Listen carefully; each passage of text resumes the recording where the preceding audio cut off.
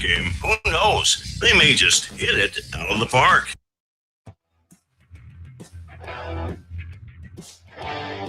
Lots to get to.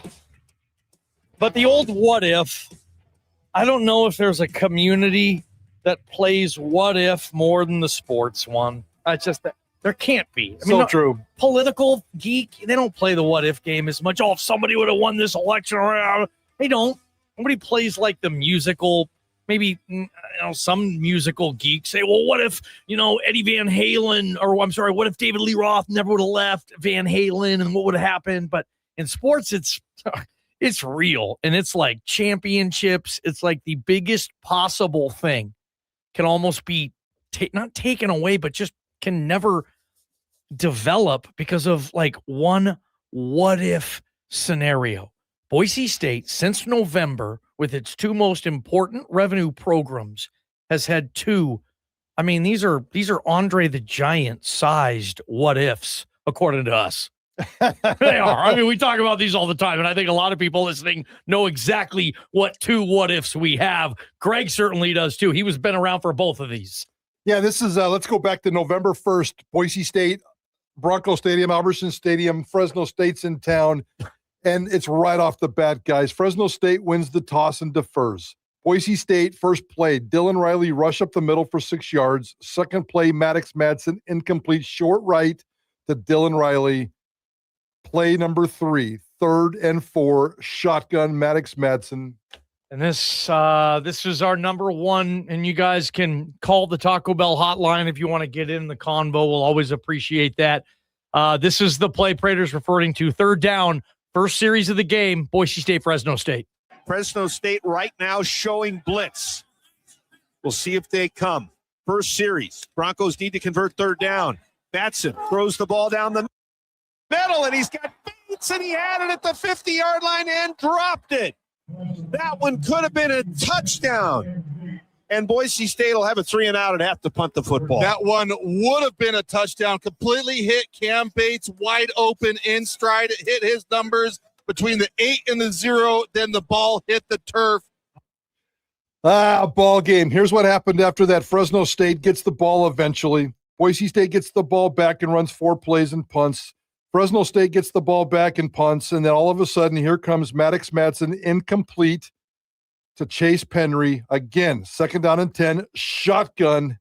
Maddox Madsen gets sacked. Maddox Madsen ends that play in the medical tent. He misses the rest of that game. Fresno State blows away, shocks Boise State on the blue. Maddox Madsen misses the next 3 games.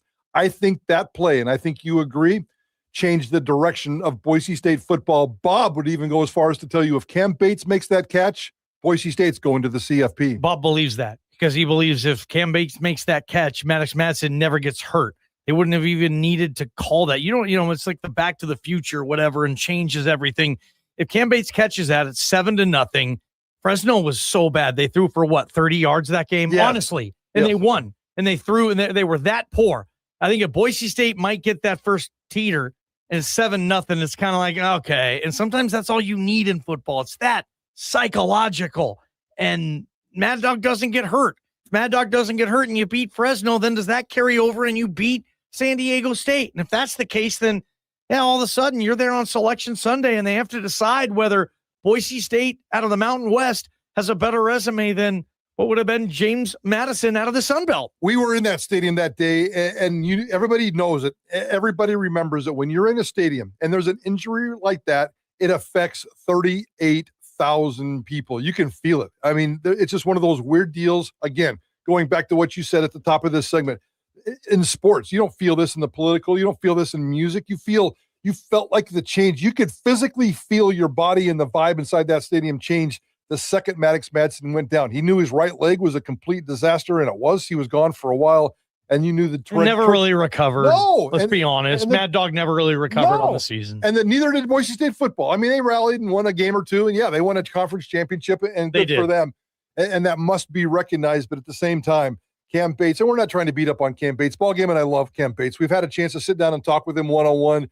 Big old fat smile. This guy's going to come back next year and be a spectacular player. Great kid. But he had a bad play, and it affected Boise State's football season.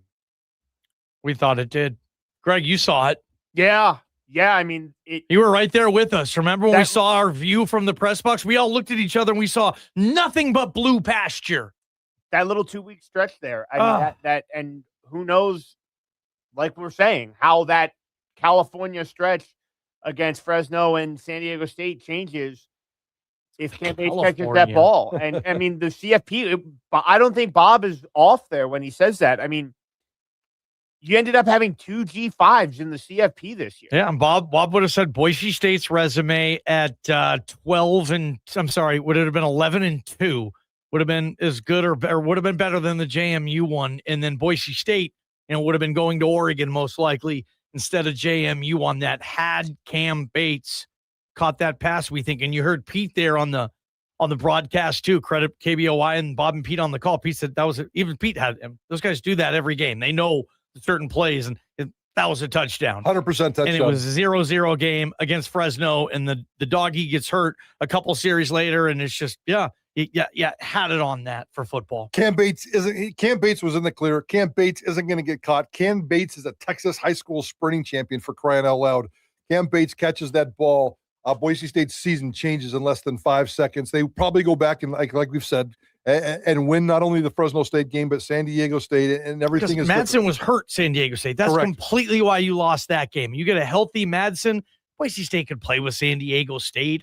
Stop. I think so. Physically, but mentally, I think is what really sent this team and this fan base into a funk. We all knew that Max Gutforth, even though he came in and played his guts out and had his ups and downs and gave us a little bit of hope about a backup that we didn't really know anything about, but there is no doubt that we felt the weight of that loss, and there's no way that the Boise State loses to Fresno, and I think we could say the same thing about San Diego State. Yeah, I mean, just such a what if on that thing. But, I mean, like 2 months later, almost to the day maybe even, this was what, January 3rd, 12 nights ago, you had another massive what if as well. And your comments too. If you disagree, and we are crazy to think that if Cam Bates catches that ball, that Boise State still wins that game, or maybe even with a healthy Madsen can find a way to beat San Diego State the following week too. We'll get your calls in, and we want them. But first, Prater, you want to set the next one up? Boise State against San Diego State basketball. You guys remember this? Viejas Arena, great basketball game, and it's crunch time, and it's coming down to the end, guys. Drew Fielder makes a basket, and you're going to hear this from Bob. I won't give you all the gory details, but at the end of regulation, Drew Fielder makes a basket. It is 79-79 with roughly 10 seconds left. These are the 10 seconds that could define Boise State's basketball season. These are some of the fastest and furious 10 seconds you will ever hear. This is what happened with Boise State basketball on January 3rd. Boise State has tied the game at 79 with 10 seconds left. Now you don't want to foul. Davis, the length of the floor, floater, 4 seconds left, missed it. Andrews has it, 2 seconds left. Andrews foul line jumper for the win. Oh, it's swirled out, and we're going to unbelievably go to overtime. My goodness. A pull-up jumper with the clock at 0 and it rimmed out. I can't believe that there was as much time left at the other end of the floor when San Diego State took the shot, and that gave Boise State nearly 4 seconds to come down the floor. What a look for Andrews. Unbelievable. And it swirled. It swirled. It swirled, Abe. It swirled. Because it did swirl. And that was the last play of regulation in Boise State. It's a game-winning Viejas buzzer beater that they would have been talking about for stinking years in that program. What a what if that was. This basketball team has not recovered from that. And that's the thing, right? Like, when you compare the two, and I think it's very, this was a good creative thing we came up with to talk about today, but I think it's pretty obvious that basketball one hurt them more than the Cam Bates drop hurt football, because we've talked about it. Football did salvage a little bit of their season, right? They still won a Mountain West Their fans were storming their field, watching them hold trophies at the end. That did happen. If a bad season for football is what just happened, 8-4 Mountain West championship, still pretty good.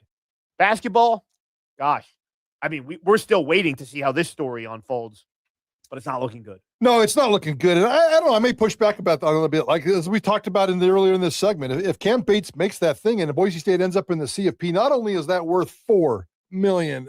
That's true. That one play that gets you in the CFP and really changes the trajectory. So I think the point you're trying to make maybe is this sent the basketball team into a deeper, darker funk that they may not ever get out of. And that's a fatal blow. It wasn't a fatal blow. It just was a bruise that hurt for a while for football. Right. This could be a fatal blow, Dylan Andrews, and it wasn't his shot. I mean, the fact that he got that rebound with 3 seconds. Hell of a play. I went back and looked at the coverage in the San Diego Union Tribune, and the reporter put, it was a furious race to beat the clock.